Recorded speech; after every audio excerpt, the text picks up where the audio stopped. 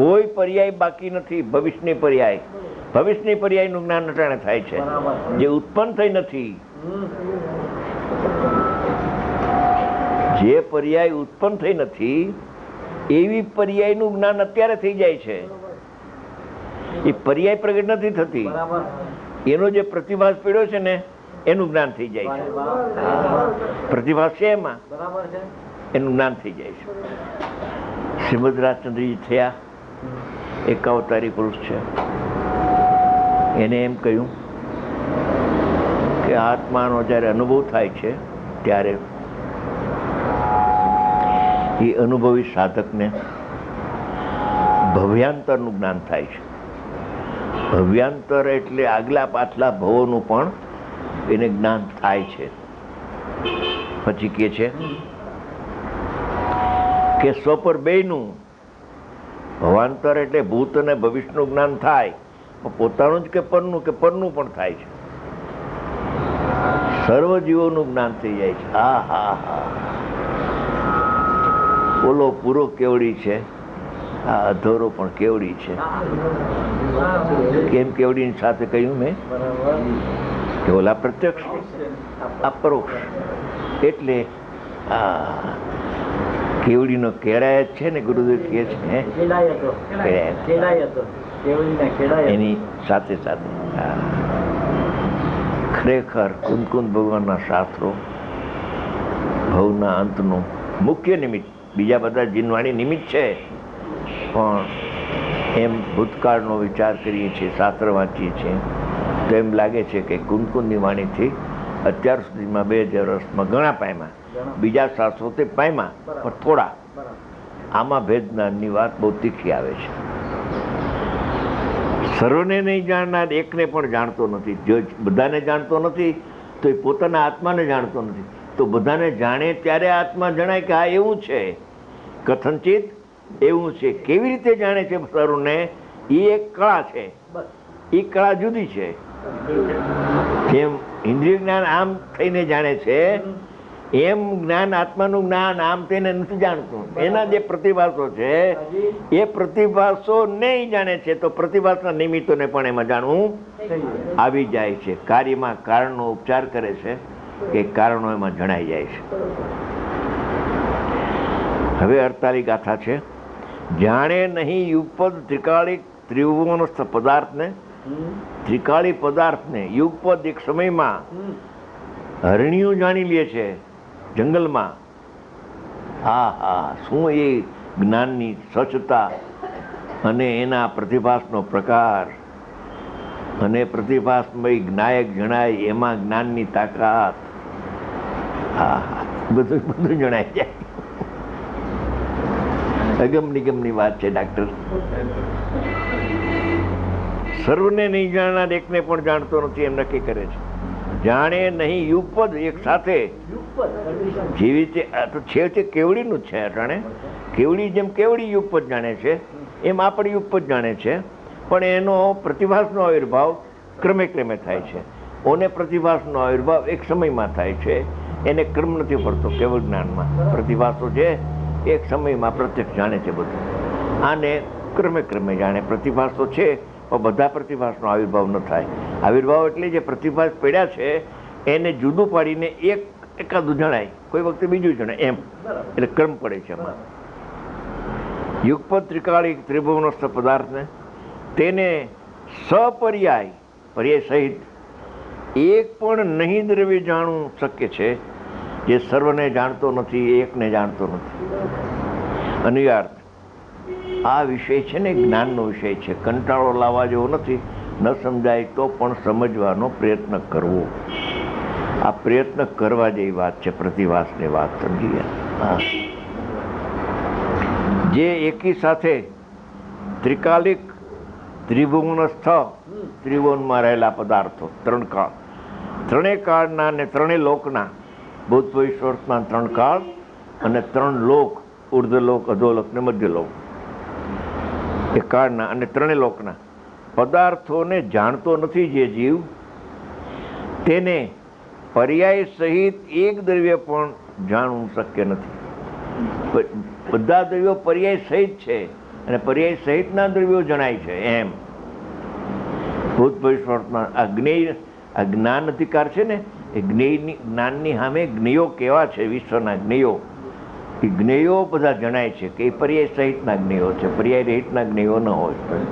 ધ્યેય પર્યાય રહિત હોય પણ જ્ઞેય પર્યાય સહિત જ હોય. જ્ઞેયની વાત પર્યાય સહિત કઈ એટલે જાણે ધ્યેય પણ પર્યાય સહિત છે એમ નથી. આ જ્ઞાનના જ્ઞેયની વાત છે. હા, ધ્યેયપૂર્વક જ્ઞેય થાય છે એ જ્ઞેય પર્યાય સહિત જ હોય અને ધ્યેય પર્યાય રહિત જ હોય. રહિત પૂર્વક જ સહિતનું જ્ઞાન થાય. રહિતના જ્ઞાનથી ભ્રષ્ટ છે અને સહિતનું જ્ઞાન થાય જ નહીં. સમ્યક શેઠીજી સબ આ જાતા હૈ.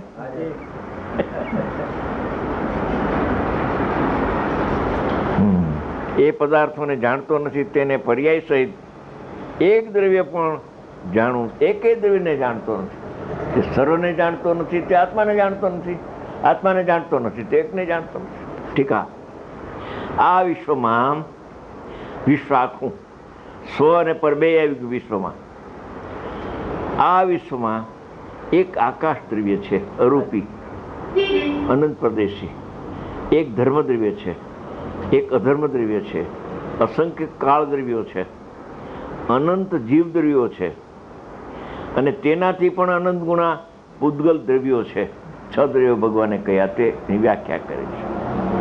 વળી તેમને જ પ્રત્યેકને જે 6 કહ્યા ને, જાતિ અપેક્ષાએ 6, સંખ્યા અપેક્ષાએ અનંત, તેમને જ પ્રત્યેકને એક એકને અતીત એટલે ભૂતકાળ, અનાગત એટલે ભવિષ્યકાળ અને વર્તમાન એવા 3 ભેદોથી ભેદવાળા.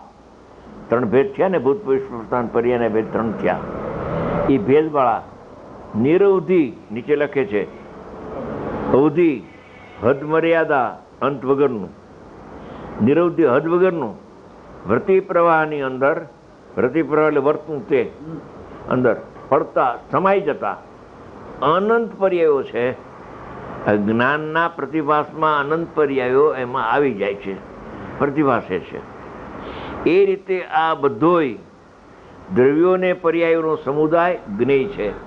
આ જ્ઞેયની વ્યાખ્યા કરી. ધ્યેયમાં પર્યાય ના આવે અને જ્ઞેયમાં પર્યાય આવ્યા વિના રહે નહીં. આ શાદ વાતો જો રહિત પૂર્વક સહિતની રમત ચાલે છે. રહિતનો પાઠ પેલો છે અને ફળ આવે છે સહિત. રહિત જ્યાં રહિતનું શ્રદ્ધાને જ્ઞાન કરવા ગયો ત્યાં સહિત થઈ ગયો. અરે આ શું ચમત્કાર! હું તો રહિતનું પાઠ ભજું છું અને મને આનંદ સહિતનો આત્મા જણાઈ ગયો. આ શું? આ પર્યાય સહિત થઈ ગયો. શું થયું? આ શું થયું? ઓલો મારો વિચાર સાચો હતો કે ખોટો? કે વિચાર સાચો હતો એનો આ આનંદ આવ્યો એ પ્રૂફ છે. તારો જે વિચાર કર્યો શ્રદ્ધાના વિષયનો એ સાચો હતો એટલે તો આનંદ આવ્યો. પણ શ્રદ્ધાના વિષયમાં જે પર્યાય સામેલ કર્યો હોત તો આનંદ ના આવત તને. હા હા, ગજબ ગજબની વાતો છે. હું તો રહિતમાં છું તો સહિત કેવી રીતે થઈ ગયો? એ સહિત થયો. જ્ઞાન કે છે પેલા જ્ઞાને રહિતનો સ્વીકાર કર્યો તો. ખૂબ જ્ઞાને રહિતનો સ્વીકાર એટલો બધો કર્યો શ્રદ્ધાના પક્ષમાં રહીને. શ્રદ્ધાના વિષયનું જ્ઞાન થવા પહેલા, શ્રદ્ધાના વિષયનું જ્ઞાન થવા પહેલા જ્ઞાન પણ શ્રદ્ધાના પક્ષમાં ચડી ગયો.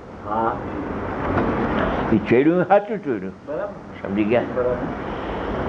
પછી જ્ઞાને વિચાર કર્યો કે જેમ શ્રદ્ધા પર્યાયથી રહિત પ્રતીતમાં લે છે એમ હું પણ જ્ઞાન છું, તો મારે શ્રદ્ધા જેમ આવે એમ મને જ્ઞાનમાં આવે ને.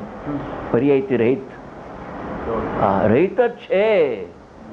કોઈ જે સહિતની વાત કરે ને તો ક્રોધ કરે.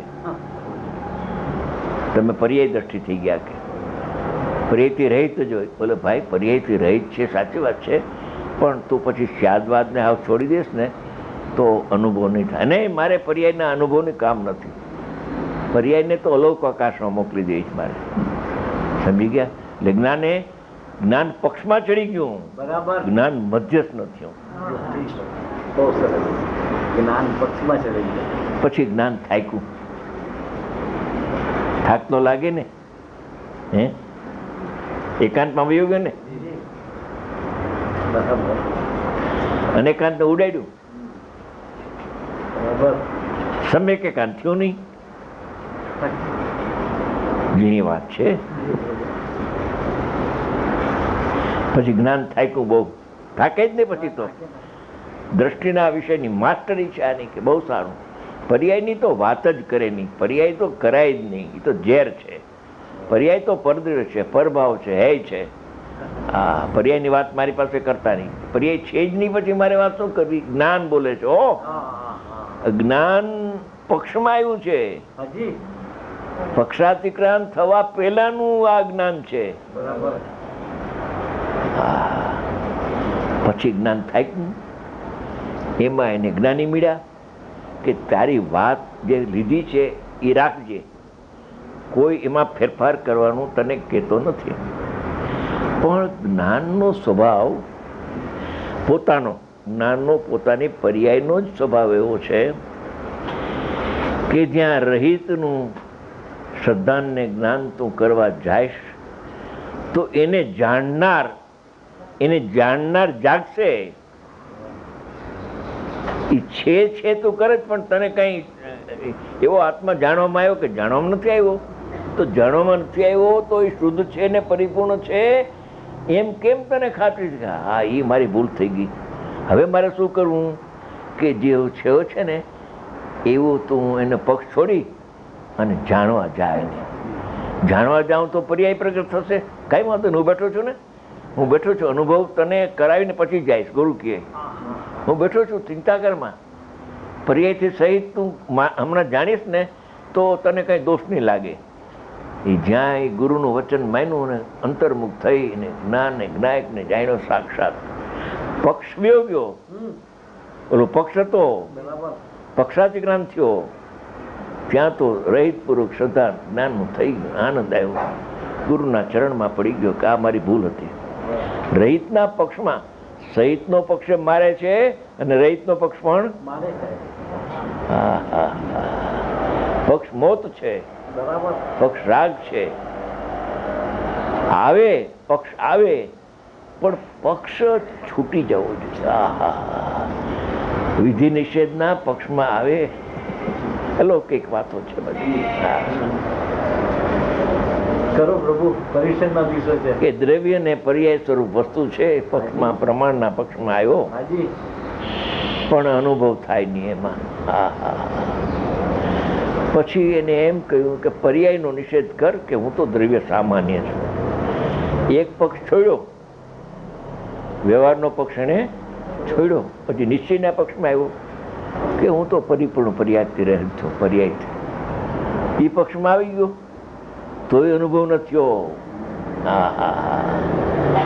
પછી થાકીને જ્યારે દેશના લબ્ધિ મળી અથવા સ્વતંત્રપણે પોતાનો યોગ્યતા પાક્યો ત્યારે એ જ્ઞાનની પર્યાય પક્ષ છોડે છે ને. પક્ષ એટલે હું શુદ્ધ છું એવો વિકલ્પ આવતો હતો ત્રિકાળીનો વિકલ્પ. પણ વિકલ્પ આવતો હતો, વિકલ્પ છૂટીને નિર્વિકલ્પ ધ્યાન નહોતો આવતો. એ વિકલ્પે અનુભૂતિને રોક્યો હતો.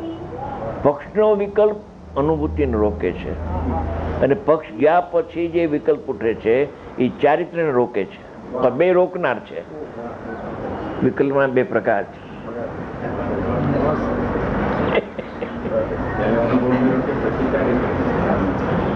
હા હા.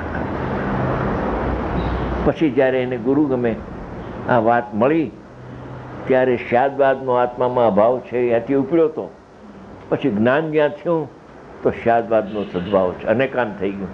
સમ્યક એકાંત પૂર્વક અનેકાંતિક જ્ઞાન પ્રગટ થયું. દ્રવ્ય બેયનું અંદરના વિશ્વને જાણે છે, અંદરના વિશ્વને જાણે છે. એ પછી બહારના વિશ્વનું જાણપણું આવી ગયા છે. બરાબર. પ્રતિભાસની અપેક્ષાએ બરાબર સન્મુખ થયા વિના.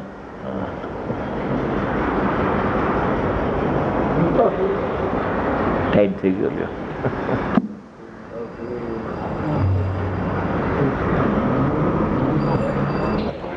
શ્રી જયવર્ધનભાઈને લખાવી દીધી.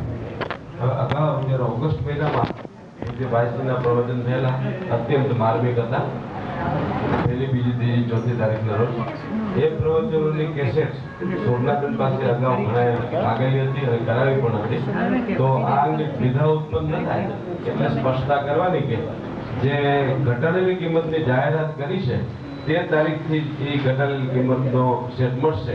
અગાઉના સેટને આ લાગુ પડતું નથી. એટલે કૃપા કરીને જેમણે અગાઉ લખાવાયો એ સોમનાથન પાસેથી મેળવી લઈએ. અગાઉ લખાયેલા